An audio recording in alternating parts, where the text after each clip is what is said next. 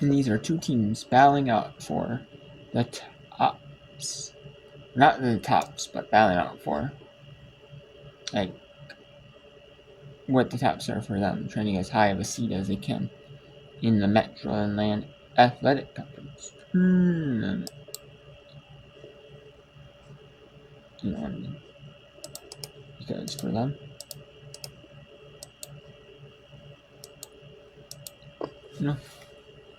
getting the top seed is, getting as high of a seed as you can. The top seeds, you want to get a top seed, but,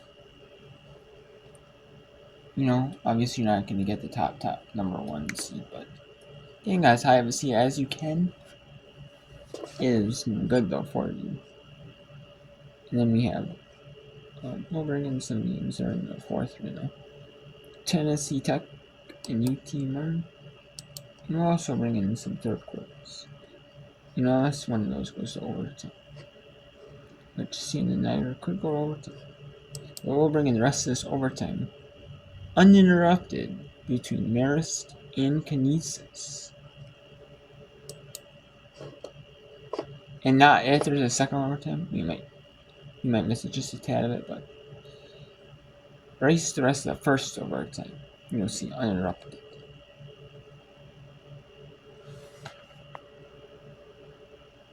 Run the shot clock all the way down, and I believe that's their third or fourth shot clock violation today. Of course, the numbers are going to be a bit skewed because of the overtime frame, but Marist is not giving them a ton of open looks earlier in the clock. Oh, Pinnock does a beautiful job to get past two defenders and lay it up and in. 3-point lead for Marist. Pinnock only averages 5 points a game here. She's got 13. She's really stepped up here today. Mary Koppel looks to answer Kent. Rebound, Lee. Being harassed in the backcourt and a foul committed by Canisius. Will take the long walk down.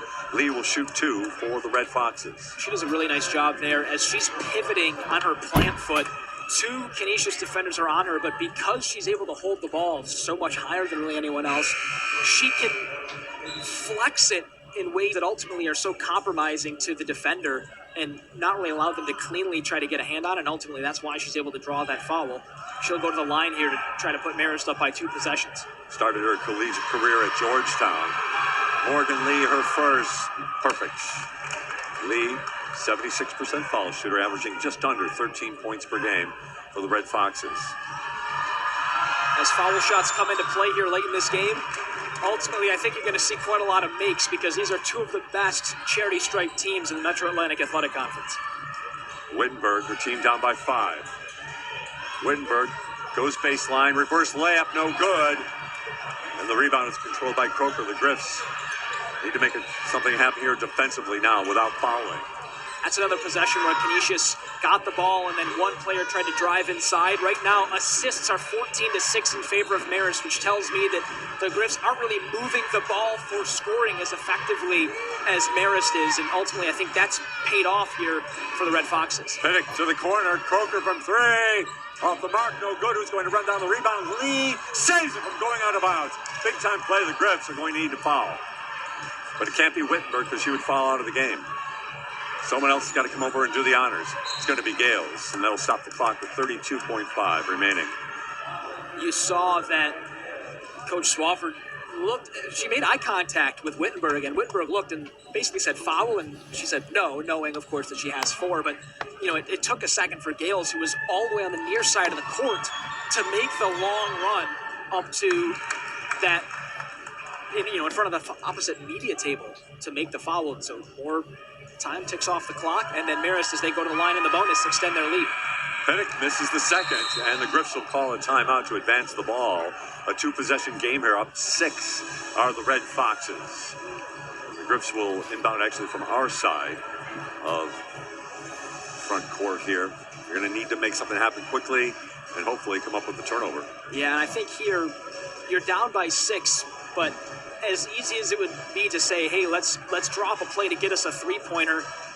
Yeah, you made 2 of them. You were 2 for 3 in the fourth quarter, but on the game, you've only made 3 total of your 11 tries. So ultimately, I think you have to take that into account when thinking of the play to draw up.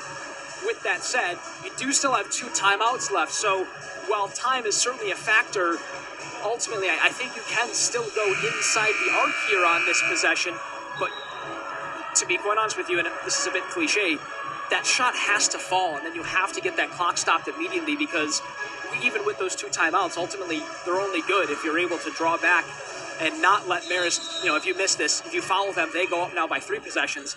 Certainly a big hill to climb. Jayla Johnson. Gales looks to attack, kicks to the corner, Koppel. It's going to be off the back iron, no good. Piddock with the rebound.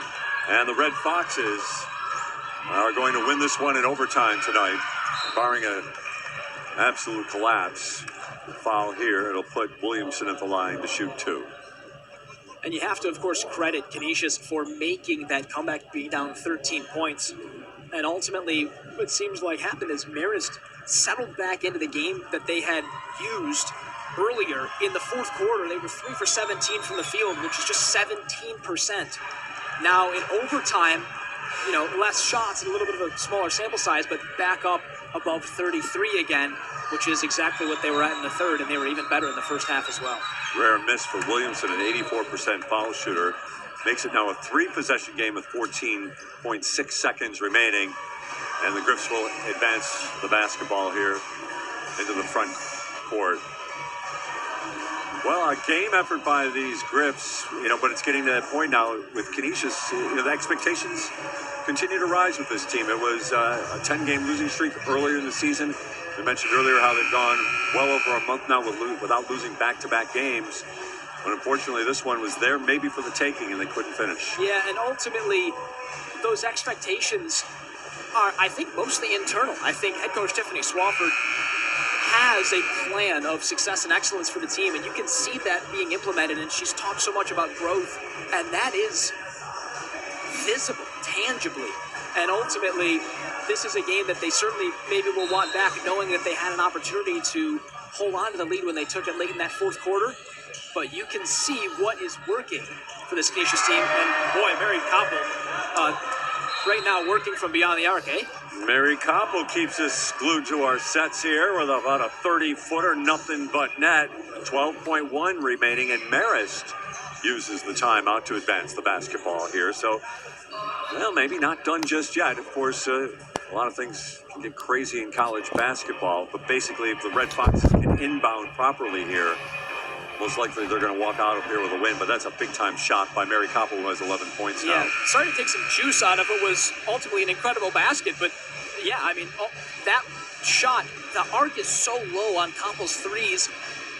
Thinking of the last 2 she's taken on the last 2 plays that they've drawn up here out of the timeouts, one from the corner, ultimately the short rolls across the rim because of that low arc, and it's a linear rebound, whereas this one, she's out from distance, just heaves it up there, and it's perfectly into the mesh and puts them back within 4 here.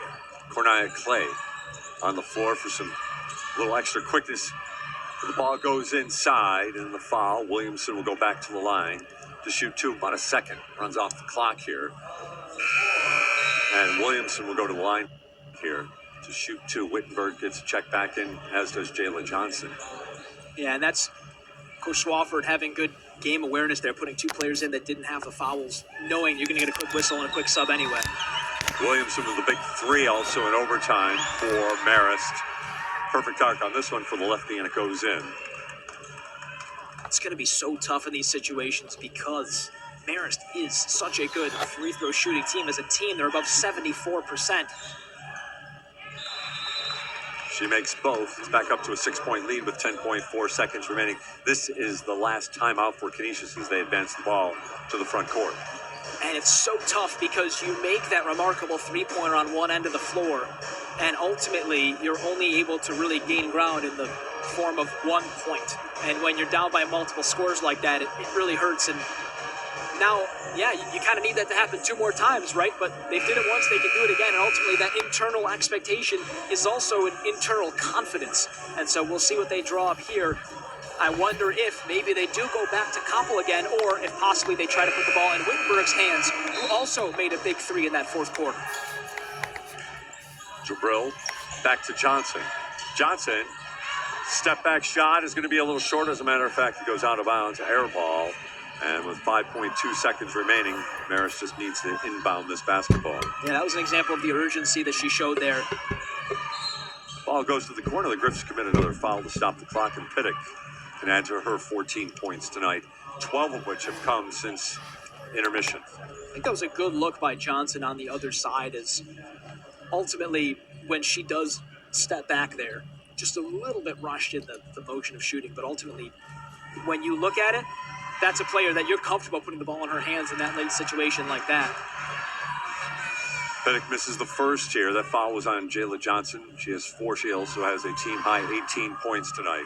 Pittick makes the second, 69-62.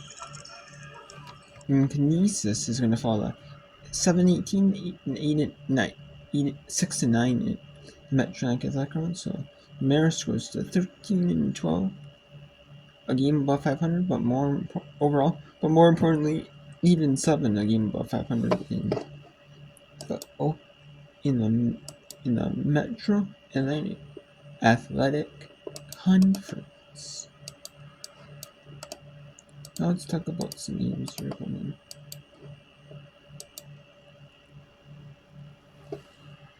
in Division 1 right now. Games and televised games for right now. We have 62-54 Sanford's going to 11-6 and Misokan, while Wofford was 15-9, 7-4 with 8 seconds to go. Number 15 Tennessee, 75-63. Tennessee Tech 55-44 new team room. Notre Dame, number 1 Notre Dame 43-24. South Carolina looks like they're in defeat. Consider up 61-33. 52-36. Indiana up on number 8 Rossi 4-13 third. 4-42 third. Louisville up on number 11 Duke with 43-30. Number 13 NC State Valley. Number 20 Georgia 57-53. Oklahoma at halftime up 43-37 at Vanderbilt. Texas Southern 45-38 on Ernst Pine Bluff. 3:19 to go. Drake gonna blow out Southern Rider up 50-27, 57-22. Northern Iowa 48-47 Missouri State. 46-28 Murray State Bradley. 47-35 California. Shutting out Virginia in that third quarter 17-0 run. 36-22 Southeastern up on Northern State. Proven now why in this third quarter why they're not the top team in the league and undefeated still. One of the undefeated mid-majors and one of the best mid-majors in college basketball. One's college basketball. Furman 45-44 up on Mercer. 28-25 Purdue A&M up on Mississippi Valley State. Bethune-Cookman 41-22 in a lower scoring third quarter, 6-3 only. Florida A&M, Alabama A&M 30-36 and Florida A&M with 4:43 in third. Almost the end of the 3. Central Connecticut leads Chicago State 52-45, 53-44 Stone up on Wagner, 51-42 St. Francis Paper Mercers, 53-28-6 St. Peter's blowing out Maryland St. Mary's, especially that solid third second quarter. Sacred Heart won each quarter by 10 so far, and they're winning the third by 1. They're up 4-21 because of 49-28, 46-39 Manhattan around Ryder. Down big on Fairfield. Fairfield at 26-9 second quarter. Fairfield showing why they're dominant in the Metro Atlantic Athletic Conference. 46-23. Youngstown over Traverse 43-37. 46-45. Lipscomb over North Alabama. 38-27. SDP over Queens. 46-41. Stephen Fawcett over Houston Christian. 39-19. UT Rio Grande Valley being East. 31-29. Missouri up on number 14 Kentucky, which is surprising. But they hang tough with teams. 43-29, number 2 Maryland up on Northwestern. The Big Ten Network featured. You have 2 feature one best games. One top Peacock has one of the two top feature showcases in the Big Ten Network has the second one. And Illinois State has some top ESPN Plus is top Missouri Valley Conference teams. 31-29 lead over Belmont. 36-5 Troy over Louisiana Monroe. 48-33 Florida Gulf Coast in a high scoring first quarter. 48-33 over Central. 20 point. I think 20 points might be solid enough in the first quarter, but no, 30 when your other team's scoring 35. Wow. And then you have Texas A&M Corpus Christi 23-12. Nichols just only 2 points in that second quarter so far. New Orleans Being East Texas A&M 33-25. Lamar 31-25 over Incarnate Ward. 26-25 Western Kentucky over Sam Houston. 24-1 Louisiana Tech over Middle Tennessee. 11-9 George Mason over Davidson in the top A10 matchup.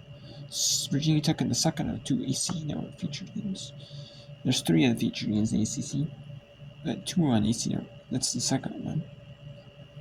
So the AC Network wins second. And then Virginia Tech 11-7 Stanford. 13-9 Omaha in South Dakota. 8-5 over Roberts on North Dakota. And then 8 North Dakota State and Denver. 9-6 Texas A&M over Florida. 12-11 New Mexico State for Jacksonville State. Then let's talk about some games that happened earlier. The scores ended. Stanford 62-54 over Wofford. 66-64. Siena just barely squeezes a win out over Niagara, and Niagara falls 0-15, 122 in the Metro Athletics. So Siena was 15-12-4 in the Metro Athletics. So squeeze out a win, just barely. So Niagara just came up just short to get a win. They're first in conference, and they're second in the season. Been a tough year for Niagara, but just can't squeeze it all late. And number 9 North Carolina 68-58 over Syracuse. And then Bellarmine 78-72 over Jackson, like I said. Stetson 60-50 over West Georgia. 67-64 Wake Forest over SMU. 69-55 Florida State over Pittsburgh. 53-51 UBC over National. 56-40 Albany over Maine. 63-51 Bryan over Vermont. Then beats the Rocks. And then you have Southeast Missouri State 51-49 over Western. And we said Purdue flying over Kentucky, Southern New York, Eastern, and then went over the